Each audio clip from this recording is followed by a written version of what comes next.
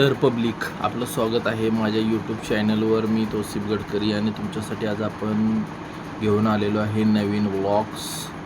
आज आपण एक विशिष्ट शेळ्याची जात जी डोंगर पठारावर तसेच पहाडीवर राहणं तिला शक्यतो आवडतं, त्या शेळीच्या जातीचं नाव आहे आयबॅक्स किंवा तिला हिमालयन आयबॅक्स ही म्हणतात. प्रामुख्याने ही जात आशिया, मध्य युरोप आणि हिमालयाच्या काही भागात आढळते. ही जात 15,000 फुटावर डोंगर माथ्याला आढळते.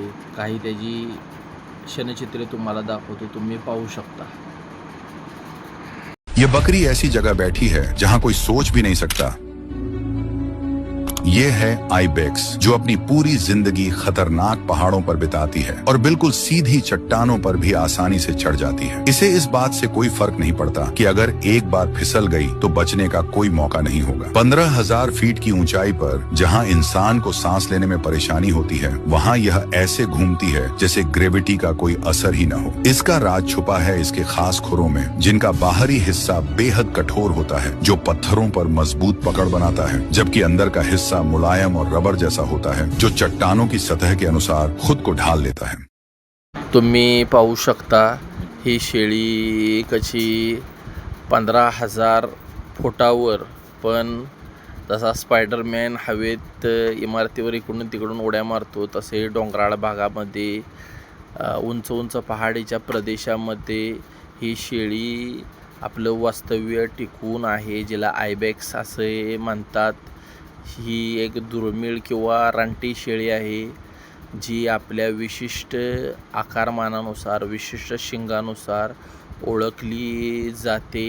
यातील नर हे मोठमोठी शिंगे आणि मागे पिळदार शिंगे असतात, यावरून ओळखले जातात.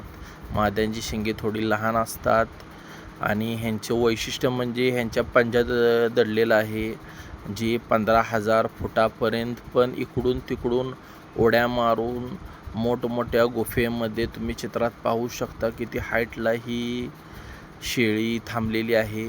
अशा ह्या अनोख्या आणि एक वैशिष्ट्यपूर्ण शेळ्या, ज्यांना निसर्गाने एक चांगलं वरदान दिलेलं आहे. आपण 5-10 फुटावर सरळ नीट उभे राहू शकत नाही. त्या शेळ्या असल्या वातावरणामध्ये हिमालयीन प्रदेशामध्ये 15,000 जेथे माणसाला श्वास घेणे दुर्मिळ होते, अशा भागामध्ये ह्या शेळ्या आपल्या वास्तव्य टिकून आहे. नक्कीच यांना निसर्गानं एक देणगी आणि देवी वरदान दिलेलं आहे.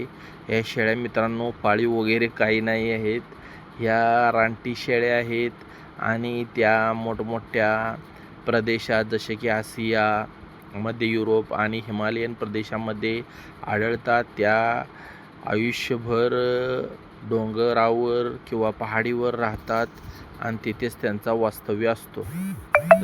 तुम्ही या शेळीबद्दल माहिती तुम्हाला जर पाहिजे असेल तर गुगल वगैरेवर आयबॅक्स नावाने तुम्ही सर्च करू शकता आणि या अनोळख्या शेळीची माहिती वगैरे तुम्हाला विकिपीडियावर, गुगलवर भेटून जाईल.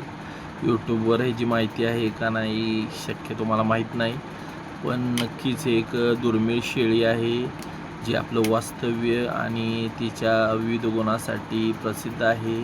वजन वगैरे शक्यतो तिचं आत्तापर्यंत आटोक्यात आलेलं नाही, कारण एवढ्या उंचीवरून जाणे, तिचे शूटिंग करणे ही या गोष्टी सध्या तरी शक्य नाही आहेत. भरपूर शूटिंग वगैरे झालेली आहेत, पण शक्यतो पाहिजे तेवढी माहिती उपलब्ध नाही ना वजना वगैरेच. पण या परिस्थितीमध्ये पण शेळ्या कड धरू शकतात, तर नक्कीच आपण शेळीपालनामध्ये पण यशस्वी होऊ शकतो. कारण त्या शेळ्यांना तुम्ही पाहू शकता की जंगलात वगैरे उंच उंच पहाडीवर, डोंगरावर ते जो चारा भेटेल त्याच्यावर ते आपला गुजारा करत असतात आणि तिथेच त्यांचं पालन पोषण संगोपन होत असतं, तिथेच त्यांचं प्रजनन होतं, तिथंच त्यांचं उत्पादन होतं. आणि ही एक शेळ्याची वैशिष्ट्यपूर्ण अशी ही जात जी आपल्या अनोख्या रीतीसाठी प्रसिद्ध आहे आणि अनोख्या शैलीसाठी, अनोख्या रंगासाठी आणि हिमालयाच्या उंच उंच पहाड्यांवर पण ही तग धरून कड धरून राहतात आणि आपलं एक वैशिष्ट्यपूर्ण आयुष्यमान जगण्याची प्रेरणा देत असतात. मित्रांनो, हा व्हिडिओ थोडा लहान होत आहे. कसा व्हिडिओ वाटला नक्कीच कळवा. आपल्या चॅनेलवर नवीन असाल तर चॅनेलला सबस्क्राईब करा. व्हिडिओ आपल्या मित्रांपर्यंत शेअर करा, जे शेळीपालन करतात किंवा शेळीपालन करण्याचा ज्यांचा मनामध्ये निर्धार आहे अशा मित्रांपर्यंत हा व्हिडिओ पाठवण्याचा नक्कीच प्रयत्न करा. कारण नवीन नवीन शेळ्यांच्या जातीची माहिती आपण तुमच्यापर्यंत पोचवण्याचा नक्कीच प्रयत्न करत आहोत आणि हा आपला प्रयत्न नक्कीच यशस्वी होईल, त्यात तेवढं मात्र शंका नाही आहे. आणि तुमचं हे प्रेम असंच राहू दे. आपले व्हिडिओ पाहत राहा. नवनवीन माहिती आपण तुमच्यापर्यंत पोहोचवण्याचा नक्कीच प्रयत्न करू. व्हिडिओ कसा वाटला कमेंटद्वारे नक्कीच अभिप्राय द्या. थँक्यू. पूर्ण व्हिडिओ पाहिल्याबद्दल आभार आहे. असंच प्रेम तुमचं आपल्या चॅनलला राहू दे. थँक्यू.